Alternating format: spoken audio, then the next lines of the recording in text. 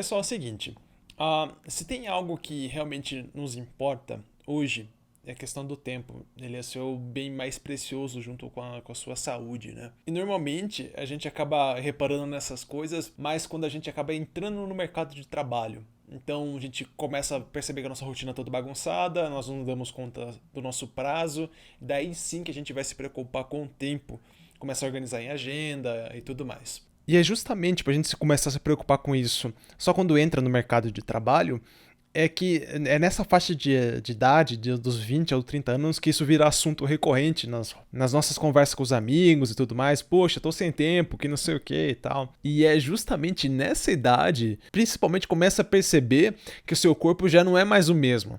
Uma dor na coluna, um cansaço, aquela barriga que é mais difícil de sumir. E assim, sendo um pouquinho trágico, você meio que percebe que tá morrendo. Seu corpo já não é mais o mesmo, você vê que já é um declínio hormonal acontecendo dentro de você aí.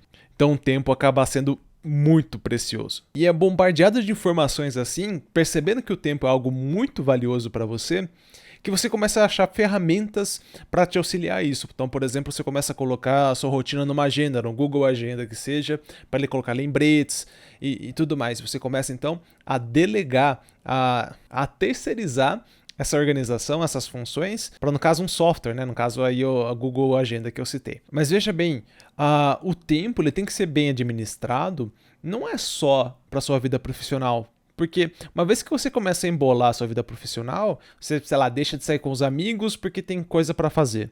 Você deixa de sair com sua mãe, com seu pai, porque não tem tempo, o trabalho está te ocupando muito, você tem que virar noites fazendo tudo isso. É horrível, é horrível. Então saiba que esse ativo tempo, ele é imprescindível para você, você tem que dominar ele. Mas voltando então para a vida profissional, trabalho, você acabou de terminar a faculdade, por exemplo, começou a trabalhar, abriu seu próprio escritório e percebeu que existe uma infinidade de funções que você tem que lidar.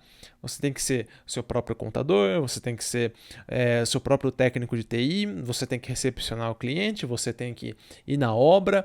É tanta função que aquela coisa que você mais fez na faculdade, que é, por exemplo, ficar fazendo desenho técnico, que é ficar cotando, você já não dá mais conta. Você quer fazer tudo menos aquilo. E é por isso que às vezes você ou tá com algum sócio, ou então tem algum estagiário que também te auxilia a fazer esses desenhos, e você acaba delegando essas outras funções, né? E é aí, justamente, que o Revit entra. O que eu quero dizer com isso? Quando a gente começa a trabalhar com Revit, alguns processos de desenho acabam ficando automatizados para você. Vou dar um exemplo. Configuração de penas, peso de linhas, achuras, representações gráficas e tudo mais.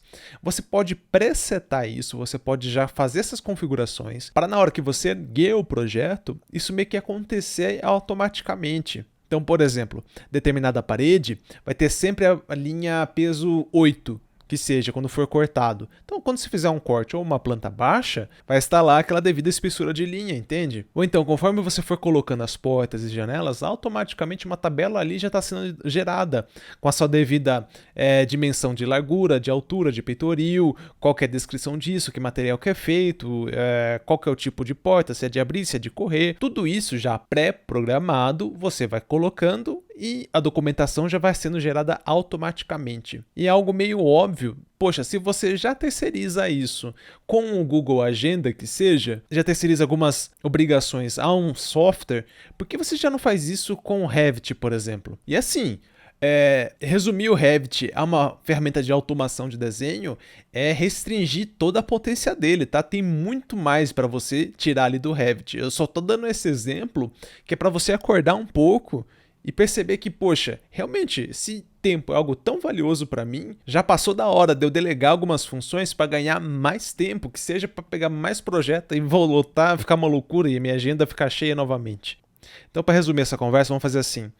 Tempo é um ativo extremamente precioso que qualquer segundo que eu ganhe já é algo que eu posso reverter isso, seja para minha família, seja para os meus negócios, ou seja para mim mesmo, que seja pelo ócio, o famoso ócio criativo que seja. Por isso que a qualidade do seu tempo, ela tem que ser cada vez melhor. E entenda com qualidade do tempo, significa fazer as tarefas dentro do prazo e com qualidade. Em resumo, fazer e fazer bem feito. Então já ficou claro que o tempo influencia tanto na sua vida profissional quanto pessoal. Para deixar isso um pouquinho mais claro, eu vou começar a destrinchar aqui todo o processo de projeto dentro do seu escritório, como mais ou menos ele funciona, beleza? Inicialmente, você vai ter que levantar todas as informações de projeto. Você vai ter que levantar as escrituras, vai ter que levantar os projetos já aprovados na prefeitura, caso existam, vai ter que ter também o levantamento topográfico, fazer o briefing e o programa de necessidades com o cliente, qual que é o orçamento disponível e tal. Daí, feito isso, você parte para o projeto em si, fazendo o dimensionamento do layout daquele projeto em específico.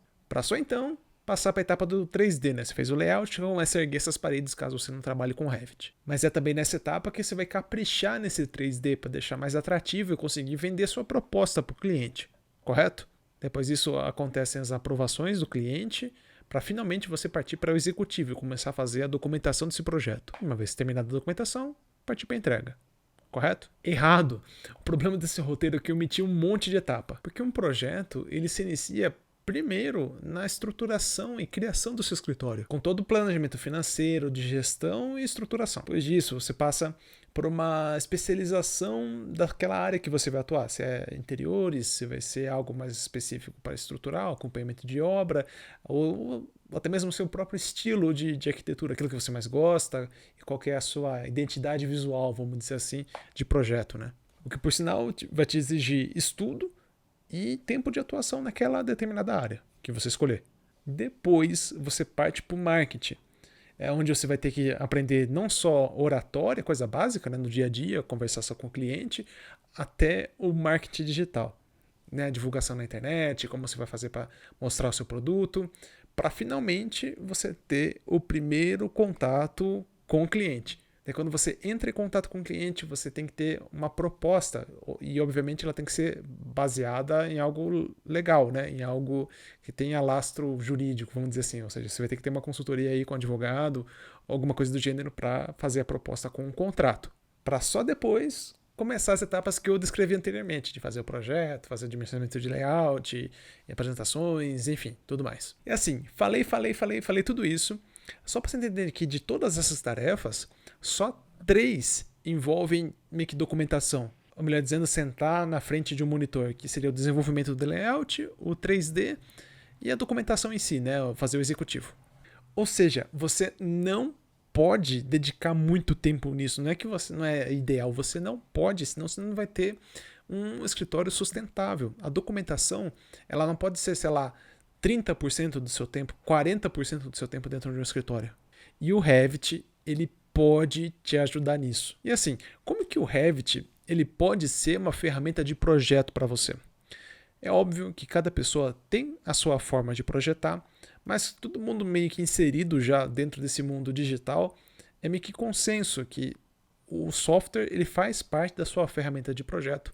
Apesar de todas aquelas críticas que, tipo, o software ele condiciona o projeto e tudo mais. Sim, ele condiciona mesmo, tá? Não estou discordando disso. Mas a gente sabe que ele faz parte da sua metodologia de projeto, certo? Então, escolher um bom software é algo que interfere na sua entrega, na qualidade da sua entrega e na rapidez da sua entrega.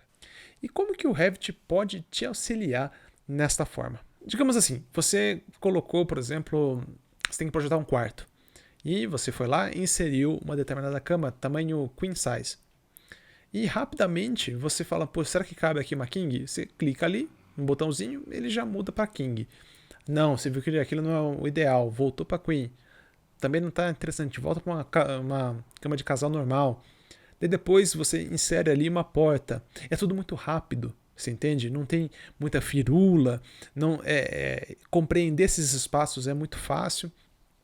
E você consegue ali verificar se as circulações estão ok, se você consegue abrir uma porta e a porta não vai bater na cama, ou coisa do gênero. E assim, todos esses recursos estão tão próximos de você, eles estão apenas alguns cliques, e realmente, 1 ou 2 cliques você já faz tudo isso, que é meio que impossível que isso não resulte em um processo de projeto mais rápido. As decisões e verificações de possibilidades e tal, é muito dinâmico, é muito ágil. Outro ponto que o Revit te auxilia é meio que na rápida resolução das alturas. Por exemplo, você posicionou ali aquela janela e, poxa, qual que vai ser o período da janela? Você clica ali e você já consegue configurar isso automaticamente. Você não vai postergar isso na hora que for fazer o corte ou na hora que for fazer o 3D, por exemplo. Por exemplo, você colocou aquela janela lá, subiu o peitoril.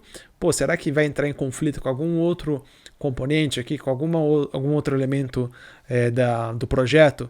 Você está conferindo ali ó, o tempo todo. Mas assim, isso não é mérito exclusivo do Revit, tá? Isso é também mérito da metodologia, da tecnologia BIM e, consequentemente, do Revit também.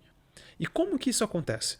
Porque, como eu falei, essas questões que vão aparecendo e pipocando, elas aparecem antecipadamente para você.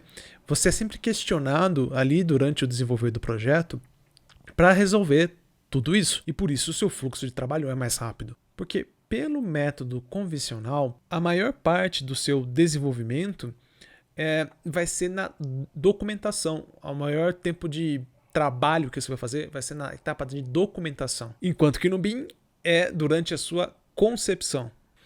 Isso acontece porque no BIM você começa a projetar e obrigatoriamente esses elementos são tridimensionais. Depois que você cria esse modelo tridimensional, a documentação ela é toda extraída dele, a partir dele, e é quase que automática, não tão automática assim, mas é muito facilitada, porque está tudo feito já. Porém, não é só na etapa de automação da documentação que o Revit vai te auxiliar.